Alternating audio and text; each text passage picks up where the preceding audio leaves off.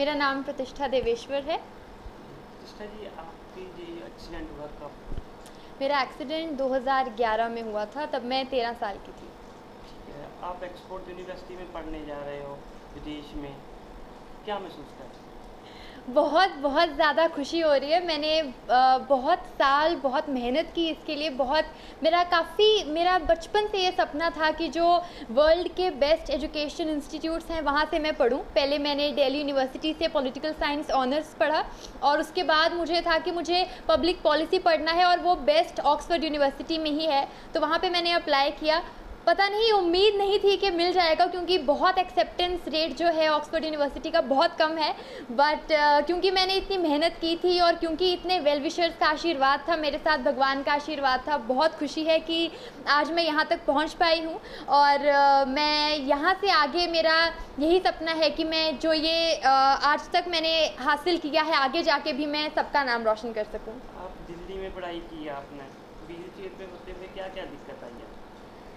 दिक्कतें तो बहुत आई। बचपन से ही जब 13 साल की उम्र में एक्सीडेंट हो गया मेरा और उसके बाद मुझे व्हीलचेयर यूज़ करनी पड़ी, तो उसके बाद बहुत सारी प्रॉब्लम्स आई। क्योंकि आप कहीं पे भी बाहर जाके देखें, हर जगह स्टेयर्स होती हैं और व्हीलचेयर स्टेयर्स के ऊपर तो नहीं चल सकती, आपको रैंप चाहिए, एलिवेटर्स चाहिए, बहुत सारे इंफ्रास्ट्रक्चरल जो एक्सेसिबिलिटी होती है वो नहीं थी।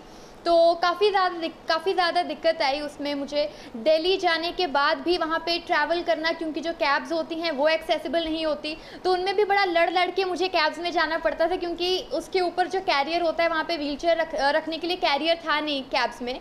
तो मुझे ड्राइवर को बोलना पड़ता था कि आप मेरी व्हीलचेयर पीछे बैक सीट पर रख दो, और वो बोलते थे कि हमारी सीट फट जाएगी, हम नहीं रख सकते। बट मुझे फिर उनको बोलना पड़ता था कि नहीं, ये मेरा हक है, मुझे आप अलाउ करेंगे। तो ऐसे कर के थोड़ा धमकी वमकी देके मैं उनसे करवा लेती थी, क्योंकि जो मेरा हक है वो मुझे ये समझ आ गया था कि हक तो हमें सरकार ने दिए हैं और वो हक जब तक मैं मांगूंगी नहीं मुझे मिलेगा नहीं, क्योंकि ऐसा ही हमारा सिस्टम चल रहा है, जबकि मिलना चाहिए बिना मांगे। बट मैंने फिर मांगना शुरू किया, अपनी आवाज़ उठानी शुरू की, और उसके बाद ऐसे ही धीरे धीरे करके मेरी जो भी प्रॉब्लम्स आती थी उनको मैं फेस करती थी, क्योंकि घर पे रहना एक सोल्यूशन नहीं था। बहुत साल मैं घर पे रही और उससे मुझे रियलाइज़ हुआ कि मैं बहुत डिपेंडेंट हो रही हूँ अपने पेरेंट्स पे, और मुझे इंडिपेंडेंट बनना था, सशक्त बनना था। और उसके लिए एक ही ज़रिया था कि मैं अपने आप को एजुकेट करूं, क्योंकि एजुकेशन इज़ एम्पावरमेंट। और वो करने का ही मेरा जो सपना था, वो करने के लिए जितनी भी चैलेंजेस आए उन सबको मैंने ओवरकम किया। दिल्ली में अकेले रहने का मैंने डिसीजन लिया, जिसके सब पहले खिलाफ थे कि कैसे हो पाएगा, बिल्कुल नहीं हो पाएगा। बट मेरे पेरेंट्स ने मेरा बहुत साथ दिया। उन्होंने डिसेबिलिटी होने के बावजूद उन्होंने मेरी एबिलिटीज़ पे हमेशा फोकस किया और मुझे कहा कि बेटा तुम सपने देखो और तुम्हें सपना पूरा करने में हम तुम्हारी मदद करेंगे, और उन्होंने हमेशा मेरी मदद की। मानसिक तौर पे कोई ना कहीं आपको कोई दिक्कत आई होगी, तो किस इंसान ने फैमिली में आपको उभारा?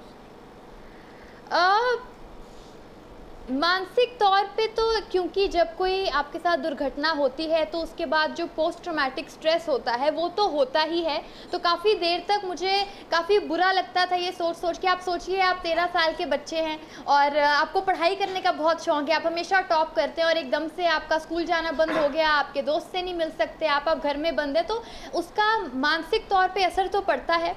बट उसमें सबसे ज़्यादा मेरा जो मनोबल, मैं ये नहीं कहूँगी कि एक इंसान ने, मेरी पूरी फैमिली ने इतना ज़्यादा साथ दिया। मेरे पापा ने, मम्मा ने, भाई ने, मेरी दादी ने, दादाजी ने, नानू नानी ने, सब ने इतना ज़्यादा मुझे मोटिवेट किया, मेरी मौसी ने भी। तो चाहे वो पास थे चाहे नहीं थे, हमेशा फ़ोन करके, हमेशा इन टच रहना, मेरे से अच्छी अच्छी कहानियाँ, मेरे ख्याल से जो फैमिली की जो चलती आ रही हैं, सिर्फ उनसे सीख कर जो मुझे आगे बढ़ने की जो प्रेरणा दी गई मेरी अपनी फैमिली से, मुझे मोटिवेशन ढूंढने के लिए कहीं बाहर नहीं जाना पड़ा। मेरी फैमिली में ही इतनी कहानियाँ हैं, लोगों ने जो किया है अपनी लाइफ में, जो अचीव किया है, वो सुन के मुझे हमेशा ये लगता था कि मुझे अपनी फैमिली का नाम आगे ही बढ़ाना है। और उसके लिए मैं अब उदास होकर नहीं बैठ सकती, क्योंकि जो हो गया वो हो गया। अब उसका मेरे हाथों में नहीं है कि मैं उसको ठीक कर सकूं, वो तो डॉक्टर्स और भगवान के हाथ में है। तो जो मैं कर सकती थी वो यही था कि मैं अपने आप को मेंटली स्ट्रांग रखती, और मेरे ख्याल से उसी की वजह से आज मैं यहाँ हूँ।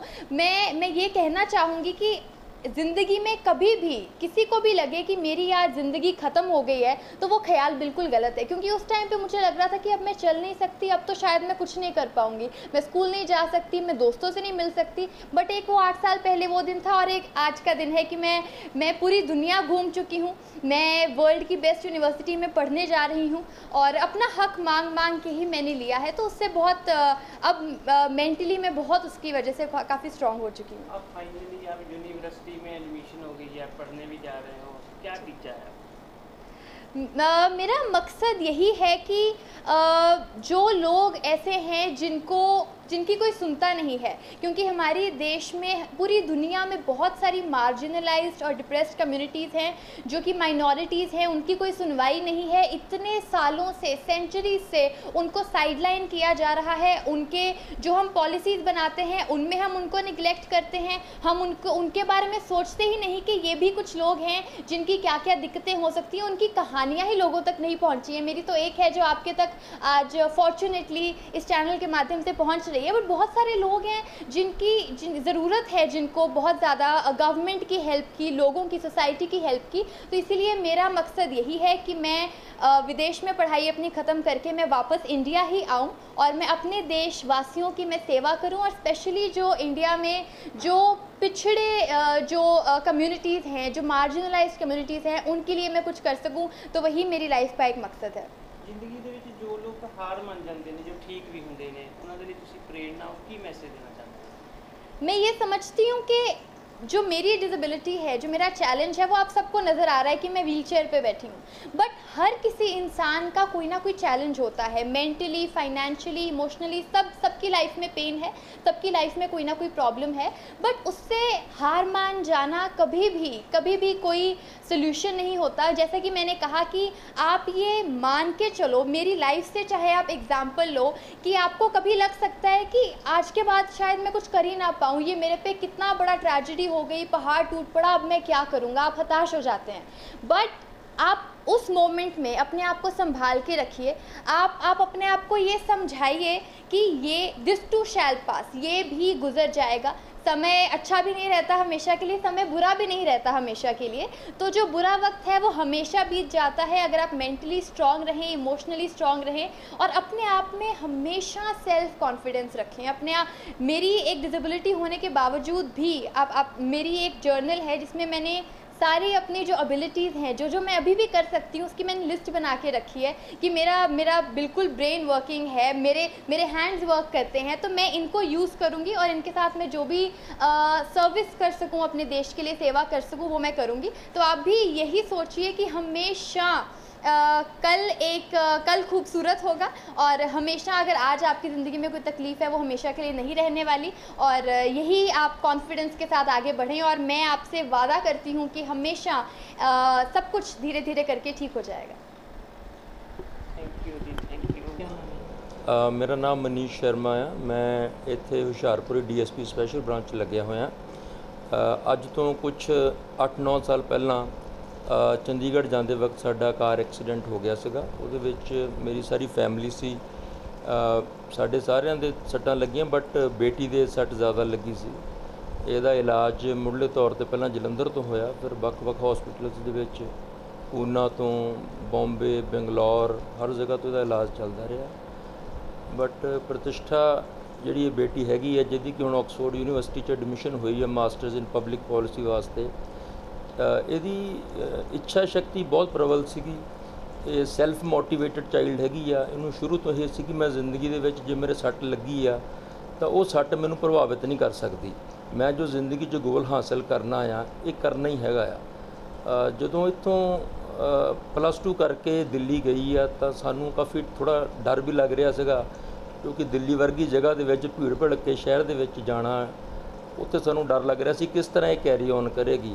ਬਟ ਇਹਨੇ ਬਹੁਤ ਅੱਛੇ ਤਰੀਕੇ ਦੇ ਨਾਲ ਉੱਥੇ ਦਿੱਲੀ ਯੂਨੀਵਰਸਿਟੀ ਦਾ ਲੇਡੀ ਸ਼੍ਰੀ ਰਾਮ ਕਾਲਜ ਆ, ਉੱਥੋਂ ਪੋਲੀਟੀਕਲ ਸਾਇੰਸ ਆਨਰਸ ਕੀਤਾ ਅਤੇ ਉੱਥੋਂ ਪੜ੍ਹਦੇ ਹੀ ਇਹ ਵੱਖ-ਵੱਖ ਮੁਲਕਾਂ ਦੇ ਵਿੱਚ ਗਈ ਅਤੇ ਇਹਨੇ ਆਪਣਾ ਵਧੀਆ United nation, Hindustan Unilever, British high commission ਦੇ ਵਿੱਚ ਵਧੀਆ ਮੋਟੀਵੇਸ਼ਨਲ ਸਪੀਕਰ ਅਤੇ ਹਰ ਤਰ੍ਹਾਂ ਦੀਆਂ ਡਿਸੇਬਲਡ ਐਕਟਿਵਿਸਟ ਦੇ ਤੌਰ 'ਤੇ ਵੀ ਇਹ ਕੰਮ ਕਰਦੀ ਰਹੀ ਹੈ ਵੱਖ-ਵੱਖ ਮੁਲਕਾਂ ਦੇ ਵਿੱਚ।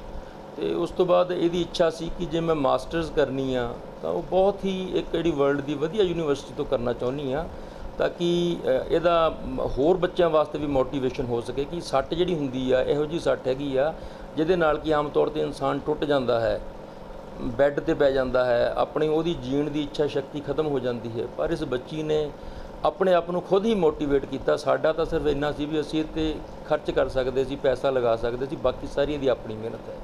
ਉਸੇ ਮਿਹਨਤ ਦੇ ਸਦਕਾ ਇਹ ਹੁਣ ਆਕਸਫੋਰਡ ਯੂਨੀਵਰਸਿਟੀ ਜਾ ਰਹੀ ਹੈ।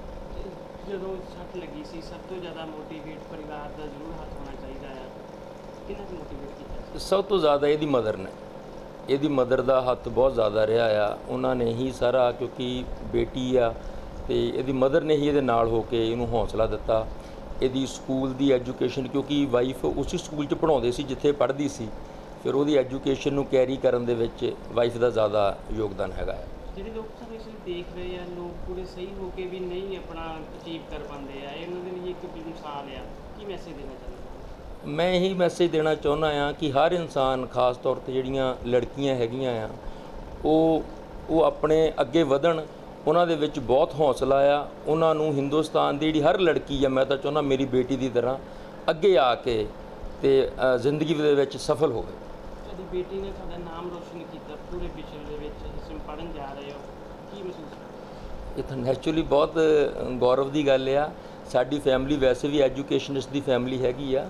ਸਾਡੀ ਫੈਮਿਲੀ ਦੇ ਵਿੱਚ ਪ੍ਰੋਫੈਸਰਸ, ਪ੍ਰਿੰਸੀਪਲਸ ਵਗੈਰਾ ਹੈਗੇ ਨੇ, ਸੋ ਅਸੀਂ ਤਾਂ ਵੈਸੇ ਹੀ ਐਜੂਕੇਸ਼ਨ ਨੂੰ ਬੜਾਵਾ ਦੇਣ ਵਾਲੇ ਬੰਦੇ ਆ। ਮੇਰੀ ਬੇਟੀ ਪੜ੍ਹਨ ਜਾ ਰਹੀ ਹੈ, ਮੈਨੂੰ ਬੜੀ ਜ਼ਿਆਦਾ ਖੁਸ਼ੀ ਹੈ। ਕੀ ਨਾਮ ਹੈ? जागृति शर्मा। ਜਾਗ੍ਰਿਤੀ ਜੀ, ਤੁਹਾਡੀ ਬੇਟੀ ਇਸ ਵਕਤ ਆਕਸਫੋਰਡ ਯੂਨੀਵਰਸਿਟੀ ਪੜ੍ਹਨ ਜਾ ਰਹੀ ਹੈ, ਬੜਾ ਵੱਡਾ ਸੁਪਨਾ ਪੂਰਾ ਹੋਇਆ, ਕਿੱਦਾਂ ਉਹਨੂੰ ਇੱਥੇ ਤੱਕ ਪਹੁੰਚਾਇਆ? ਇਹਨੂੰ ਇਸ ਮੁਕਾਮ ਤੱਕ ਪਹੁੰਚਾਉਣ 'ਚ ਸਾਡੇ ਨਾਲੋਂ ਜ਼ਿਆਦਾ ਇਹਦਾ ਆਪਣਾ ਯੋਗਦਾਨ ਹੈ। ਇਹਨੇ ਆਪ ਹੀ ਮਿਹਨਤ ਕੀਤੀ, ਇਹਨੇ ਆਪ ਸੁਪਨੇ ਦੇਖੇ। ਅਸੀਂ ਸਿਰਫ ਉਸ ਚੀਜ਼ ਨੂੰ ਇਹਨੂੰ ਅੱਗੇ ਵਧਾਉਣ ਦੇ ਵਿੱਚ ਇਹਨੂੰ ਜੋ ਸਪੋਰਟ ਚਾਹੀਦੀ ਸੀ, ਅਸੀਂ ਇਹਨੂੰ ਨਾ ਨਹੀਂ ਕਦੀ ਕੀਤੀ। ਇਹਨੂੰ ਹੌਸਲਾ ਦਿੰਦੇ ਗਏ ਤੇ ਅੱਗੇ ਵੱਧਦੀ ਗਈ। ਜਦੋਂ ਐਕਸੀਡੈਂਟ ਹੋਇਆ ਸੀ, ਕਿਤੇ ਨਾ ਕਿਤੇ ਬੰਦੇ ਦਾ ਮਨੋਬਲ ਟੁੱਟ ਜਾਂਦਾ ਹੈ। ਉਸ ਤੋਂ ਬਾਅਦ ਦਿੱਲੀ ਵਿੱਚ ਪੜ੍ਹੀ, ਕਿਸ ਤਰ੍ਹਾਂ ਦਾ ਰਿਹਾ ਦਸ ਟਾਈਮ ਦੀ? ਬਿਲਕੁਲ, ਇਹ 2011 ਅਕਤੂਬਰ ਦੀ ਗੱਲ ਹੈ। 2011 ਅਕਤੂਬਰ 'ਚ ਜਦੋਂ ਐਕਸੀਡੈਂਟ ਹੋਇਆ, ਫਿਰ ਪਤਾ ਲੱਗਿਆ ਮਹੀਨੇ ਬਾਅਦ ਕਿ ਇਹ ਕਦੀ ਚੱਲ ਨਹੀਂ ਸਕੇਗੀ। ਮਨੋਬਲ ਇਹਦਾ ਵੀ ਟੁੱਟਿਆ, ਸਾਡਾ ਵੀ ਟੁੱਟਿਆ। ਲੇਕਿਨ ਉਸ ਟਾਈਮ 'ਚੋਂ ਕੁਛ ਮਹੀਨਿਆਂ ਦੇ ਵਿੱਚ ਨਿਕਲ ਕੇ ਅਸੀਂ ਆਪਣੇ ਆਪ ਨੂੰ ਵੀ ਔਰ ਬੇਟੀ ਨੂੰ ਵੀ ਇਹੀ ਸਮਝਾਇਆ ਕਿ ਜੋ ਹੋ ਗਿਆ ਉਹ ਹੋ ਗਿਆ। ਅਸੀਂ ਕੋਸ਼ਿਸ਼ ਜ਼ਰੂਰ ਕਰਦੇ ਰਵਾਂਗੇ ਕਿ ਵੀ ਟ੍ਰੀਟਮੈਂਟ ਹੋ ਸਕੇ, ਇਹ ਚੱਲ ਸਕੇ, ਲੇਕਿਨ ਇਸ ਚੀਜ਼ ਨਾਲ ਜ਼ਿੰਦਗੀ ਰੁਕੇਗੀ ਨਹੀਂ। ਕਿਉਂਕਿ ਜੇ ਇਹਦੀ ਜ਼ਿੰਦਗੀ ਰੁਕੇਗੀ, ਸਾਡੀ ਜ਼ਿੰਦਗੀ ਰੁਕੇਗੀ, ਬਾਕੀ ਫੈਮਿਲੀ ਮੈਂਬਰਸ ਦੀ ਰੁਕੇਗੀ। ਅਸੀਂ ਕਿਸੇ ਨੂੰ ਵੀ ਰੋਕਣਾ ਨਹੀਂ, ਦੁਖੀ ਨਹੀਂ ਹੋਣਾ। ਇਸ ਚੀਜ਼ ਨੂੰ ਐਕਸੈਪਟ ਕਰਕੇ ਇਹਦੇ ਨਾਲ ਹੀ ਅੱਗੇ ਵਧਣਾ ਹੈ। ਔਰ ਇੱਕ ਇਹਨੂੰ ਤਾਂ ਮੈਂ ਸ਼ੁਰੂ ਤੋਂ ਇਹੀ ਬੇਟੀ ਨੂੰ ਸਮਝਾਇਆ, ਮੈਂ ਕਿਹਾ ਬੇਟਾ ਜੇ ਤੇਰੇ ਨਾਲ ਇਹ ਹੋਇਆ ਹੈ ਨਾ, ਤੇ ਤੂੰ ਦੁਨੀਆ ਲਈ ਮਿਸਾਲ ਬਣਨਾ ਹੈ। ਇਹਦੇ ਪਿੱਛੇ ਕੋਈ ਰੀਜ਼ਨ ਹੋਏਗਾ ਜੇ ਤੇਰੇ ਨਾਲ ਇਹ ਹੋਇਆ, ਲੇਕਿਨ ਤੂੰ ਕਰਕੇ ਦਿਖਾਣਾ ਹੈ। ਔਰ ਉਹ ਇਹਨੇ ਕੀਤਾ। ਔਰ ਅੱਜ ਕਈ ਮੁਲਕਾਂ ਦੇ ਵਿੱਚ, ਕਈ ਦੇਸ਼ਾਂ ਦੇ ਵਿੱਚ ਜਾ ਚੁੱਕੀ ਹੈ। ਇਸ ਕੰਡੀਸ਼ਨ ਦੇ ਵਿੱਚ ਵੀ ਸਾਨੂੰ ਗਰਵ ਹੈ ਇਸ ਚੀਜ਼ 'ਤੇ। ਔਰ ਇਹਦੀ ਆਪਣੀ ਮਿਹਨਤ ਹੈ, ਇਹਦਾ ਆਪਣਾ ਹੌਸਲਾ ਹੈ। ਤੁਸੀਂ ਵੀ ਇੱਕ ਲੇਡੀ ਹੋ, ਲੇਡੀ ਆ, ਦੇਖਿਆ ਜਾਵੇ ਤਾਂ ਥੋੜੀ ਪ੍ਰੋਬਲਮ ਆਉਣ ਦੇ ਬਾਵਜੂਦ ਵੀ ਇਸ ਮੁਕਾਮ ਤੇ ਪਹੁੰਚੀ। ਜਿਹੜੇ ਲੋਕ ਤੁਹਾਨੂੰ ਦੇਖ ਰਹੇ ਆ, ਘਰ 'ਚ ਬੈਠੇ ਆ, ਕੀ ਮੈਸੇਜ ਦੇਣਾ ਚਾਹੁੰਦੇ ਹੋ? ਇਹੀ ਮੈਸੇਜ ਹੈ ਕਿ ਕਦੀ ਵੀ ਕੋਈ ਵੀ ਰੁਕਾਵਟਾਂ ਜ਼ਿੰਦਗੀ 'ਚ ਆ ਜਾਣ, ਉਹਦੇ ਨਾਲ ਜ਼ਿੰਦਗੀ ਰੁਕਦੀ ਨਹੀਂ ਹੈ। ਅਸੀਂ ਉਹਨੂੰ ਪੋਜ਼ੀਟਿਵ ਲੈ ਕੇ ਉਸ ਚੀਜ਼ ਨੂੰ, ਉਹਦੇ ਹੱਲ ਲੱਭ ਕੇ ਉਹਦੇ 'ਚ ਖੁਸ਼ੀ ਅੱਗੇ ਵਧਦੇ ਰਹੀਏ ਤੇ ਜ਼ਿੰਦਗੀ ਅੱਗੇ ਵਧੇਗੀ। ਕੁਛ ਵੀ ਚੀਜ਼ ਸਾਨੂੰ ਰੋਕ ਨਹੀਂ ਸਕਦੀ ਹੈ ਕੁਛ ਹਾਸਿਲ ਕਰਨ 'ਚ। ਹੁਣ ਪ੍ਰਤਿਸ਼ਠਾ ਦੀ ਅਸੀਂ ਗੱਲ ਕਰੀਏ, ਚੱਲ ਨਹੀਂ ਸਕਦੀ, ਲੇਕਿਨ ਇਹ ਕਿੱਥੇ ਦੀ ਕਿੱਥੇ ਪਹੁੰਚ ਗਈ, ਜਿੱਥੇ 7 ਸਮੁੰਦਰ ਪਾਰ ਵੀ ਜਾ ਕੇ ਪੜ੍ਹ ਰਹੀ ਹੈ, ਨਾਮ ਹੋ ਰਿਹਾ ਇਹਦਾ, ਤੇ ਬਹੁਤ ਅੱਛੀ ਗੱਲ ਹੈ। ਇਸ ਤਰ੍ਹਾਂ ਹੀ ਸਭ ਨੂੰ ਕਰਨਾ ਚਾਹੀਦਾ ਹੈ। Subscribe to our YouTube channel News DNN by clicking the bell icon. Don't forget to like, comment and share.